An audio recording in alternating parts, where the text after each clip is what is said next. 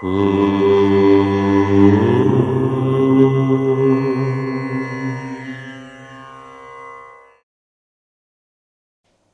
గణేశాయ నమః. శ్రీమాత్రే నమః. శ్రీపాదవల్లభ దత్తాత్రేయ సద్గురు పరబ్రహ్మణే నమః. మాలాం కుంఢీం చ డమరుం శూలం శంఖం సుదర్శనం దధానం భక్తవరదం దత్తాత్రేయం నమామ్యహం.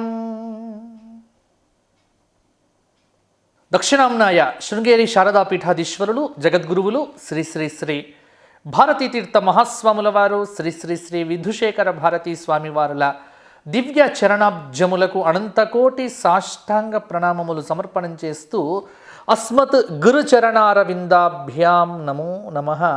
ధర్మపురి లక్ష్మీ నృసింహ పరబ్రహ్మణే నమో నమః.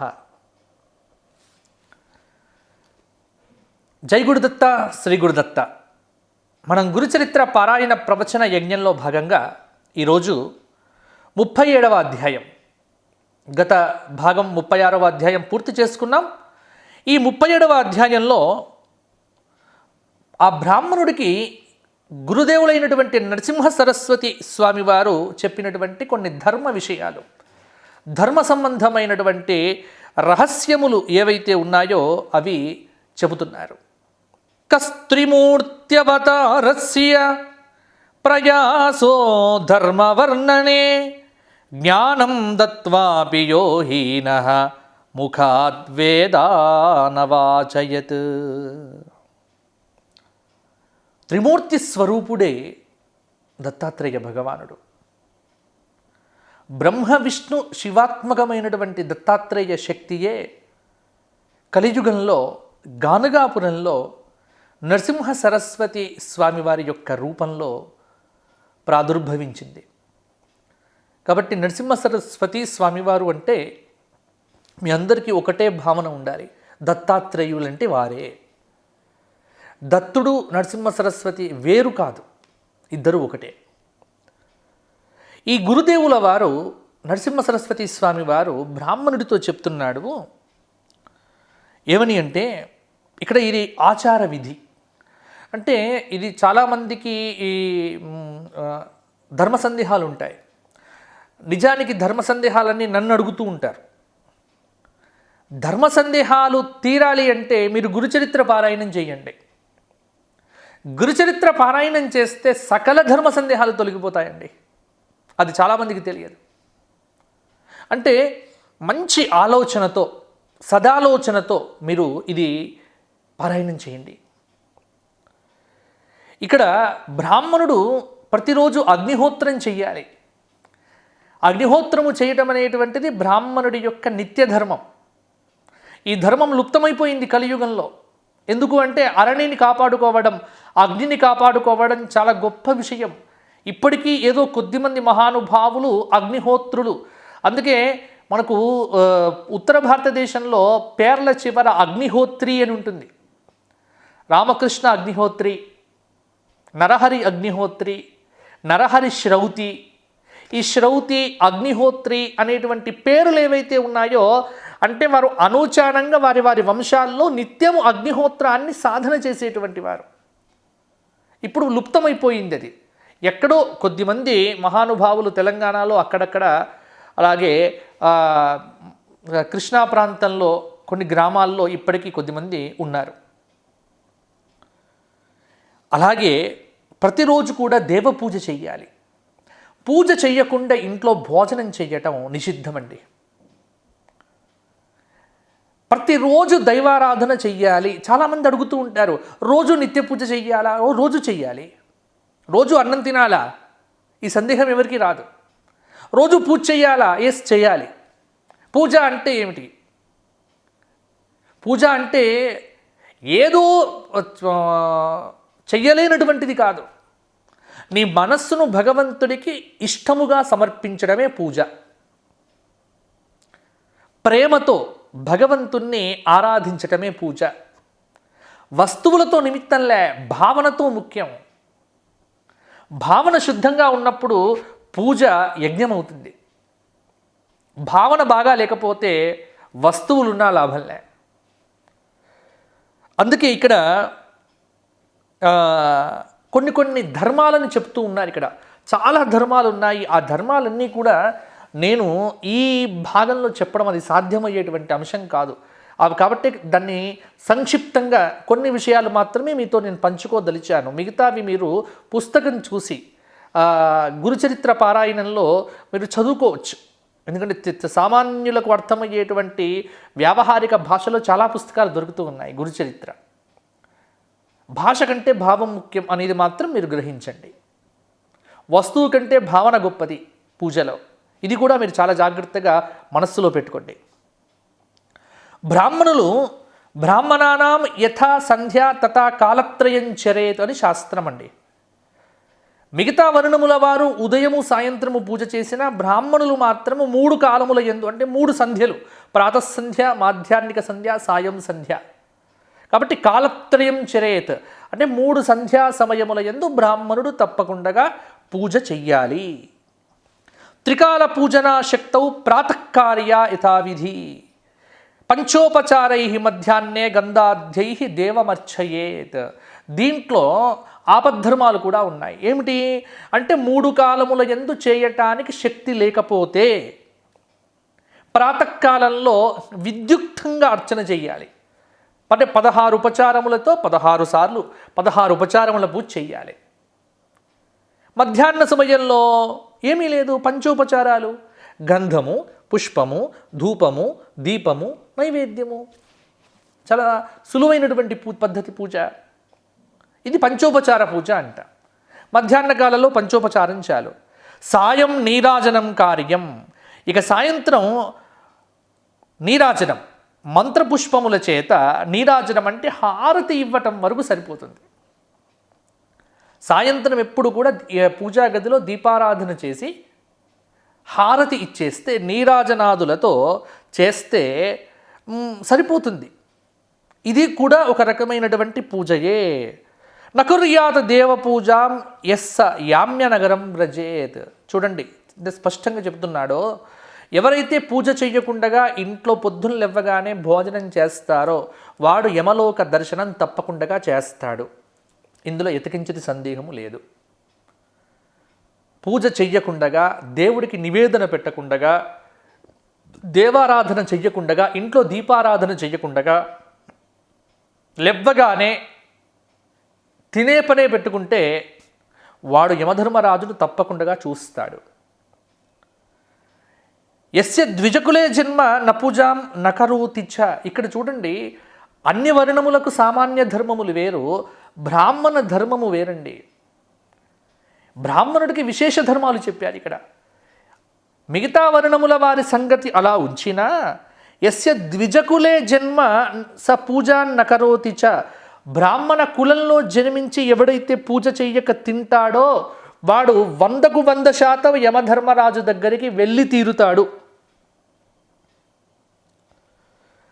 తుష్టేత్ అగ్నిర్పణాత్ విష్ణువు అగ్నిపూజ చేత సంతుష్టుడవుతాడు.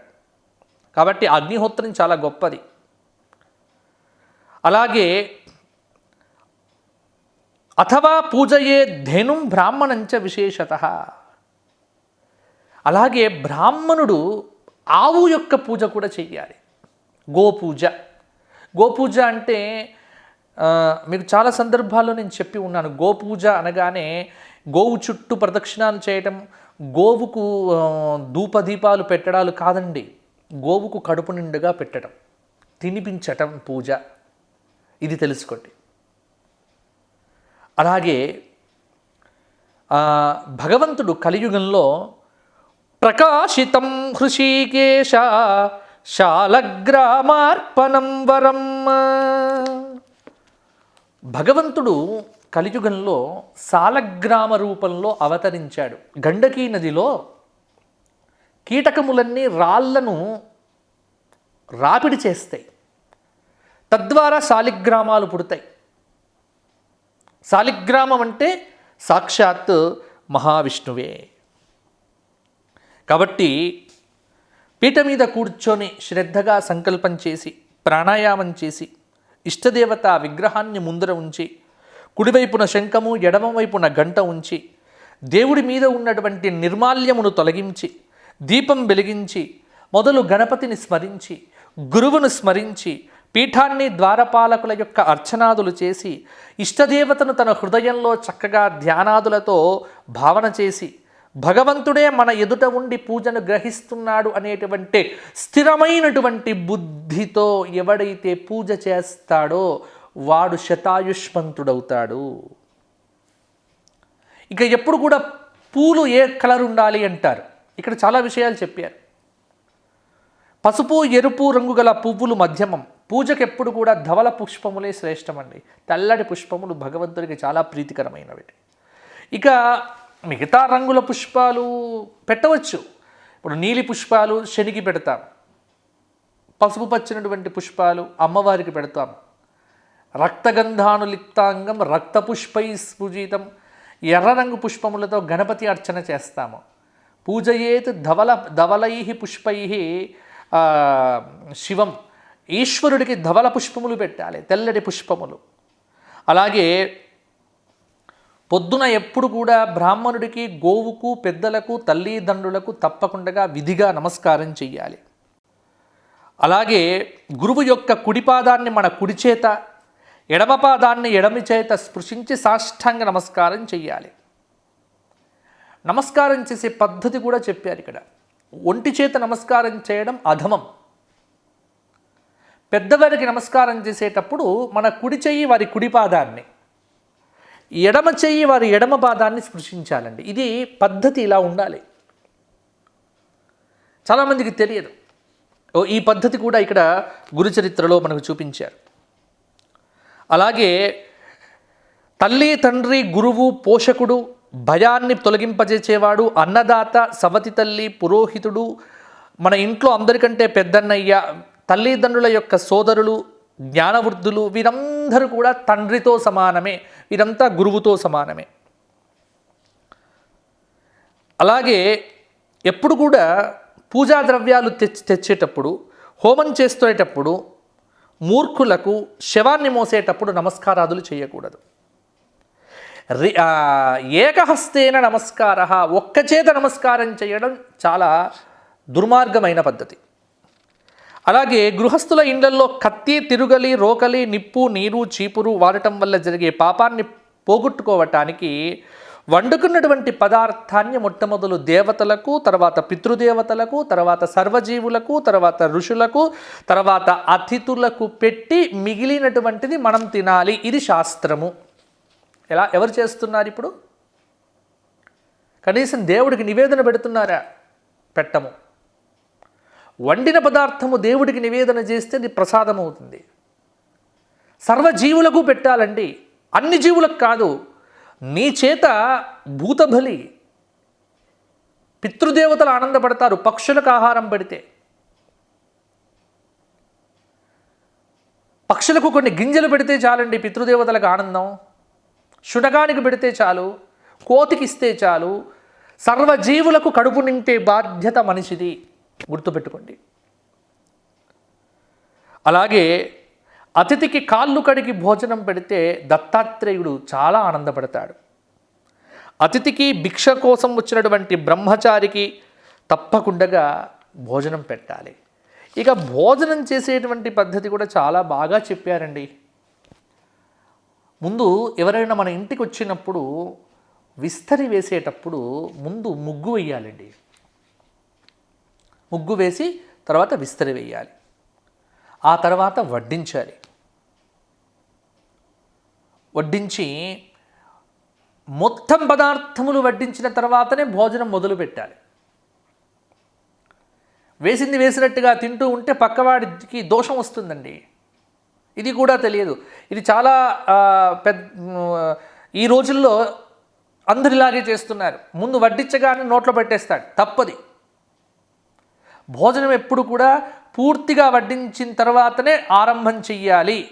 ఇది చాలా నియమం. ఇది ఈ నియమం ఎవరికీ అర్థం కాదు. ఒక 10 మంది కూర్చుంటే పంక్తిలో నీకు వడ్డించగానే నువ్వు తింటే పక్కన ఉన్నటువంటి వాడికి ఏమిటి అంటే, నువ్వు తిన్నావు కదా, నీ ఉచ్చిష్టం, నీ ఇంగిలి వాడు తిన్నట్టు లెక్క. అయితే ఇప్పుడు ఇంగిలికి ప్రాధాన్యం లేకుండా పోయింది ప్రస్తుత జీవనంలో. అందుకే మీరు గురుచరిత్ర చదవండి. గురుచరిత్ర చదివితే ఏది ధర్మము ఏది అధర్మము, డూస్ అండ్ డొనాట్స్, ఈ రెండు చెప్తుంది గురుచరిత్ర. ఏవి చెయ్యాలి ఏవి చెయ్యకూడదు, ఏది చేస్తే ఏమిటి ఏది చెయ్యకపోతే ఏమిటి, ఎంత గొప్పగా చెప్తోందో గురుచరిత్ర. ఇంత స్పష్టంగా ఇదే ధర్మం అండి. ధర్మ సందేహాలకు మీకు పరిష్కారం గురుచరిత్ర అండి. చదవండి ఒకసారి, లేకపోతే వినండి. బ్రాహ్మణుడు భోజనం చేసేటప్పుడు ఇలాగే చెయ్యాలి. ముందు నెయ్యి వేసుకోవాలి, అభిగారం అంటారు దాన్ని. ఆ తర్వాత పరిశేషణం చెయ్యాలి, చిత్రగుప్తాదులకు బలులు పెట్టాలి, అన్నపూర్ణాదేవిని స్మరించాలి. తినేటప్పుడు కూడా కుక్కను కానీ రజస్వలైనటువంటి అమ్మాయిని కానీ ధర్మము పాటించేటువంటి వ్యక్తిని కానీ చూస్తూ భోజనం చేయకూడదు. భోజనం అయిపోయిన తర్వాత అగస్త్యం కుంభకర్ణంచ అని అగస్త్యుణ్ణి కుంభకర్ణుణ్ణి బడబాగ్ని స్మరిస్తే జీర్ణశక్తి వృద్ధి పొందుతుంది అని శాస్త్రము. 4:30 ప్రాంతం కాగానే చక్కగా పురాణం చదువుకోవాలి. సూర్యాస్తమయం అయ్యేటప్పుడు సంధ్యావందనం చెయ్యాలి, గురువుకు నమస్కారం చెయ్యాలి, రాత్రి 7 గంటల లోపు భోజనం చెయ్యాలి. కొద్దిసేపు సద్గ్రంథాలు చదువుకొని తాను రోజు చేసినటువంటి సత్కర్మలన్నింటినీ భగవంతుడికి ప్రీతి కోసం అని భగవంతుడికి సమర్పణం చేసి నమస్కారం చేసి ఉత్తరానికి తలపెట్టుకొని నిద్రించకూడదు. ఇటువంటివి నీవు కనుక చేస్తే ఇహంలో పరంలో నీ బతుకు బాగుంటుందిరా నాయన అని చెప్పాడు బ్రాహ్మణుడికి సద్గురుదేవులైనటువంటి నరసింహ సరస్వతి స్వామి వారు. ఇంతకంటే బాగా ఏముంటుంది చెప్పండి. కాబట్టి ఇది ఆచారకాండ. ఎంత ఈ గురుచరిత్రలో మీరు గమనించండి, చాలా గొప్ప విషయం అండి ఇది. మీరు ఈ 37వ అధ్యాయం ఏదైతే ఉన్నదో 37వ అధ్యాయం చాలా అద్భుతమైనటువంటి అధ్యాయం. నిజానికి నేను దీన్ని చాలా సంక్షిప్తం చేసి చెప్పాను, మనకు ఉన్నటువంటి సమయము సర్దుబాటు కాక. కానీ మీరు మూల గ్రంథం చదివితే దాదాపుగా మూల గ్రంథంలో 300కు పైగా శ్లోకాలు ఉన్నాయి. 272 శ్లోకాలు ఉంటాయి దీంట్లో. కాబట్టి ఈ గురుచరిత్రలో ఏవి చెయ్యాలి ఏవి చెయ్యకూడదు అనేటువంటి ప్రశ్న మీకు ఉత్పన్నమైతే ఈ అధ్యాయం పారాయణం చేయండి.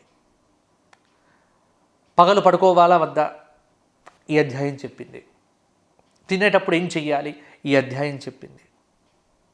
కాబట్టి ఇది ఆచారత శతాయుష్యాత్ అన్నారు. ఇది పాటిస్తే 100 సంవత్సరాల జీవితం బ్రహ్మాండంగా ఉంటుంది అని చెప్పారు. అంటే ఇది క్రమశిక్షణతో కూడిన జీవితం అండి ఇది. కాబట్టి ఆచారము అంటే క్రమశిక్షణ, ఒక జీవన విధానం బాగుంటుంది. అదే మనకు గురుచరిత్రలో సద్గురుదేవులైనటువంటి నరసింహ సరస్వతి స్వామి వారు ఆ బ్రాహ్మణుడికి చెప్పాడు. ఇది ఆచారకాండ. దీనితో ఆచారకాండ పూర్తయిపోయింది. ఇక 38వ అధ్యాయము నుండి ఉపాసనాకాండ అని గురుచరిత్రలో ప్రారంభమవుతుంది. అది మనం వచ్చే గురువారం పారాయణం చేద్దాం. జై గురుదత్త, శ్రీ గురుదత్త. అందరూ కూడా చేయండి. దిగంబర దిగంబర శ్రీపాద వల్లభ దిగంబర.